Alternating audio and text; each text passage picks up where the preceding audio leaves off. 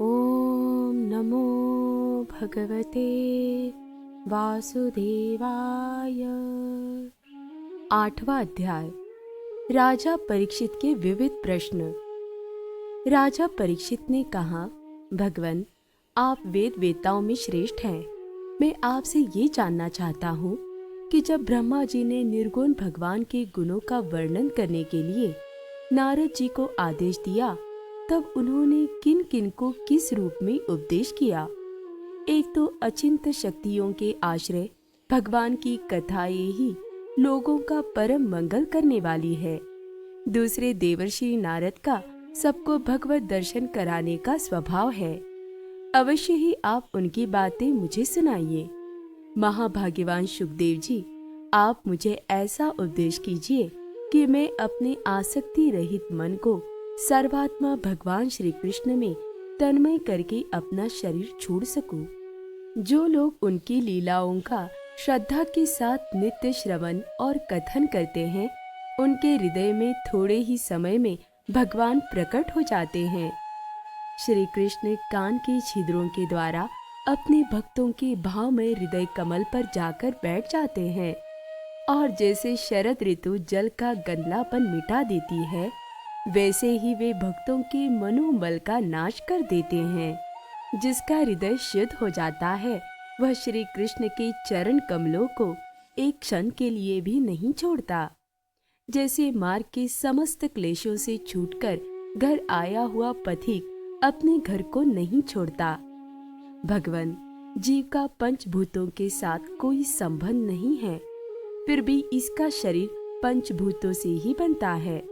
तो क्या स्वभाव से ही ऐसा होता है, अथवा किसी कारणवश आप इस बात का मर्म पूर्ण रीति से जानते हैं? आपने बतलाया कि भगवान की नाभि से वह कमल प्रकट हुआ जिसमें लोगों की रचना हुई। ये जीव अपने सीमित अवयवों से जैसे परिच्छिन्न है, वैसे ही आपने परमात्मा को भी सीमित अवयवों से परिच्छिन्न सा वर्णन किया। ये क्या बात है? जिनकी कृपा से सर्वभूतमय ब्रह्मा जी प्राणियों की सृष्टि करते हैं, जिनके नाभि कमल से पैदा होने पर भी जिनकी कृपा से ही ये उनके रूप का दर्शन कर सके थे, वे संसार की स्थिति, उत्पत्ति और प्रलय के हेतु सर्वांतर्यामी और माया के स्वामी परम पुरुष परमात्मा अपनी माया का त्याग करके किसमें किस रूप से शयन करते हैं। पहले आपने बतलाया था कि विराट पुरुष के अंगों से लोक और लोकपालों की रचना हुई, और फिर ये भी बतलाया कि लोक और लोकपालों के रूप में उसके अंगों की कल्पना हुई। इन दोनों बातों का तात्पर्य क्या है? महाकल्प और उनके अंतर्गत अवान्तर कल्प कितने हैं? भूत, भविष्यत और वर्तमान काल का अनुमान किस प्रकार किया जाता है? क्या स्थूल देहाभिमानी जीवों की आयु भी बंधी हुई है? ब्राह्मण श्रेष्ठ, काल की सूक्ष्म गति, त्रुटि आदि और स्थूल गति, वर्ष आदि किस प्रकार से जानी जाती है? विविध कर्मों से जीवों की कितनी और कैसी गतियां होती है? देव, मनुष्य आदि योनियां सत्व, रज, तम इन तीन गुणों के फलस्वरूप ही प्राप्त होती है। उनको चाहने वाले जीवों में से कौन कौन किस किस योनि को प्राप्त करने के लिए किस किस प्रकार से कौन कौन कर्म स्वीकार करते हैं? पृथ्वी, पाताल, दिशा, आकाश, ग्रह, नक्षत्र, पर्वत, नदी, समुद्र, द्वीप और उनमें रहने वाले जीवों की उत्पत्ति कैसे होती है? ब्रह्मांड का परिमाण भीतर और बाहर दोनों प्रकार से बतलाइए। साथ ही महापुरुषों के चरित्र, वर्णाश्रम के भेद और उनके धर्म का निरूपण कीजिए। युगों के भेद, उनके परिमाण और उनके अलग अलग धर्म तथा भगवान के विभिन्न अवतारों के परम आश्चर्यमय चरित्र भी बतलाइए।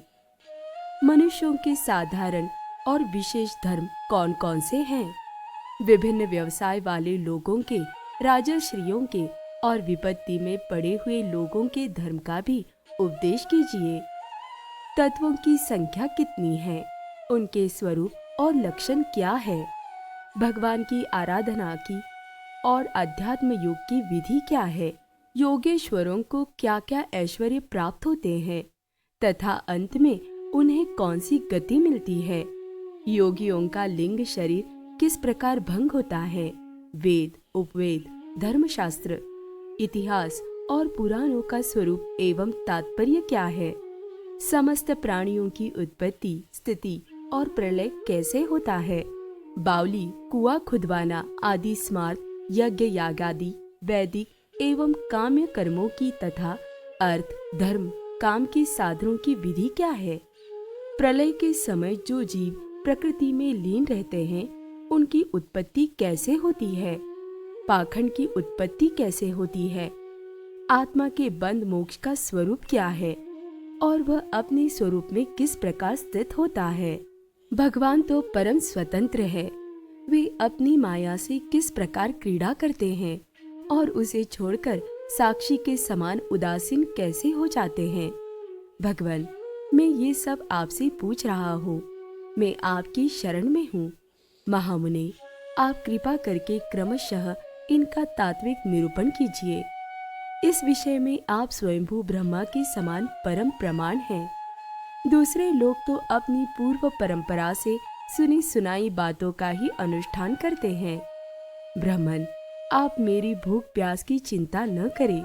मेरे प्राण कुपित ब्राह्मण के शाप के अतिरिक्त और किसी कारण से निकल नहीं सकते, क्योंकि मैं आपके मुखारविंद से निकलने वाली भगवान की अमृतमयी लीला कथा का पान कर रहा हूँ। सूत जी कहते हैं, शौनक आदि ऋषियों, जब राजा परीक्षित ने संतों की सभा में भगवान की लीला कथा सुनाने के लिए इस प्रकार प्रार्थना की, तब श्री सुखदेव जी को बड़ी प्रसन्नता हुई। उन्होंने उन्हें वही वेद तुल्य श्रीमद् भागवत महापुराण सुनाया, जो ब्रह्मा कल्प के आरंभ में स्वयं भगवान ने ब्रह्मा जी को सुनाया था। पांडु वंश शिरोमणि परीक्षित ने उनसे जो जो प्रश्न किए थे, वे उन सब का उत्तर क्रमशः देने लगे। ओम नमो भगवते वासुदेवाय।